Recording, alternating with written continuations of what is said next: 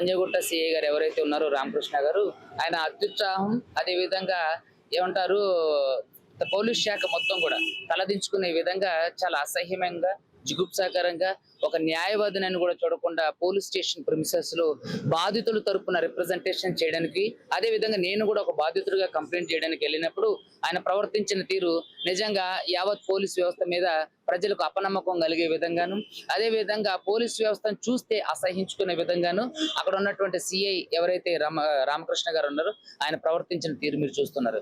అదే విధంగా ఈ రోజు కోర్టులో కూడా రెండోసారి వాయిదా రావడం జరిగింది.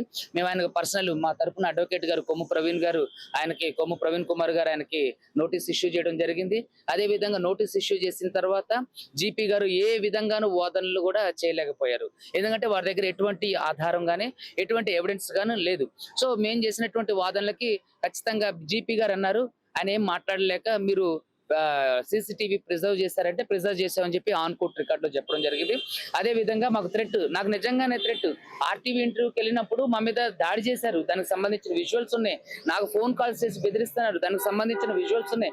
అదే విధంగా ఎవరైతే మంగ్లీకి సంబంధించినటువంటి పెయిడ్ బ్యాచ్ ఉందో, మంగ్లీ డబ్బులు ఇచ్చి మరి, నేను మీడియా మీకంగా మళ్ళీ చెప్తున్నా, మంగ్లీ వాళ్ళందరికీ ఫోన్లు చేసి, ఒక వర్గంలో ఉన్నటువంటి కొంతమంది ప్రబుద్ధులకి ఫోన్ చేసి వాళ్ళకి డబ్బులు ఇచ్చి ప్రెస్ మీడియాలో పెట్టించి ఏదో వాగుతున్నారు, ఏదో నోటుకు వచ్చినట్టు వాగుతున్నారు. వాళ్ళకి నిజంగా నేను ఛాలెంజ్ చేస్తున్నా, మీ దగ్గర దమ్ముంటే, మీ దగ్గర ధైర్యం ఉంటే మీరు ఆధారాలు చూపించి మాట్లాడాలి. అదే విధంగా ఈ రోజు ఆ అమ్మాయి శైలజకు సంబంధించినటువంటి కేసు కానివ్వండి, భరత్ చౌహాన్ కి సంబంధించిన విషయాలు కానివ్వండి, రమావత్ మధుకు సంబంధించిన విషయాలు కానివ్వండి, అదే విధంగా మంగ్లీ తమ్ముడు శివకు సంబంధించిన విషయాలు ఎక్కడ మాట్లాడకుండా, ప్రస్తావించకుండా పెయిడ్ ఆర్టిస్ట్ లాగా మొహానికి రంగు పూసుకొని వచ్చి వేరే డయాస్ల మీద కూర్చొని మాట్లాడడం జరిగింది. కాబట్టి మీ అందరూ కూడా లీగల్ కాన్సిక్వెన్సెస్ ఎదుర్కొంటారు.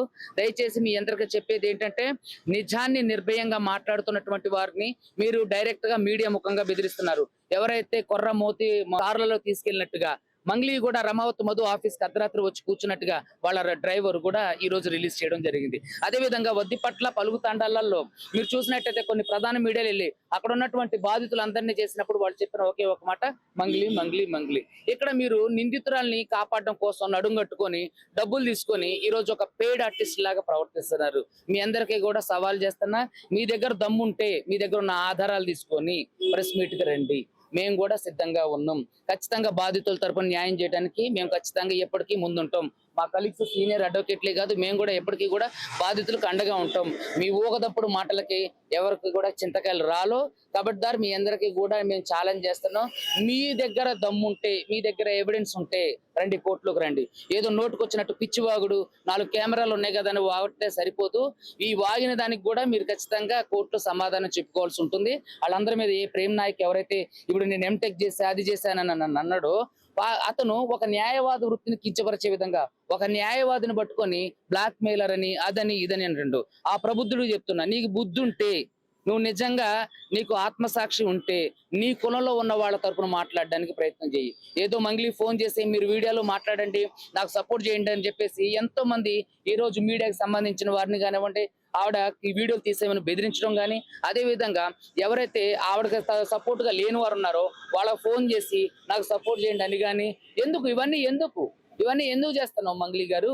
నీ దగ్గర నిజంగా నిజాయితీ ఉంటే ఈ రోజు నువ్వు ఎక్కడికి పారిపోయావు? మీడియా ముందుకు ఎందుకు రావడం లేదు? నీ తమ్ముడు ఎక్కడికి పారిపోయాడు? మీడియా ముందుకు ఎందుకు రావడం లేదు? ఈ రోజు ఖచ్చితంగా ఈవిడ అందరినీ మ్యానిపులేట్ చేస్తుంది. ఖచ్చితంగా ఎవరైతే సంపత్ నాయక్ గారు ఉన్నారో, అదే విధంగా ఇప్పుడు ఒక కొత్తగా ఆవిడ వచ్చారు, ఆ చెల్లి, తన పేరు నాకు గుర్తు రావడం లేదు, వాళ్ళకి మేము సంఘీభావంగా ఉంటాం. తప్పకుండా మేము అందరం దీన్ని కలిసికట్టుగా పోరాడతాం.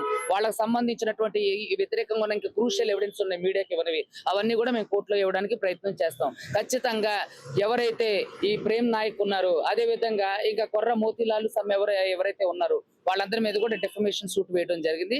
ఖచ్చితంగా వాళ్ళని కూడా ఏదైతే కోర్టు, ఆనరబుల్ కోర్టు ఉందో కోర్టు ద్వారా వాళ్ళు కూడా లీగల్ కాన్సిక్వెన్స్ ఎదుర్కోవడానికి సిద్ధంగా ఉన్నారు.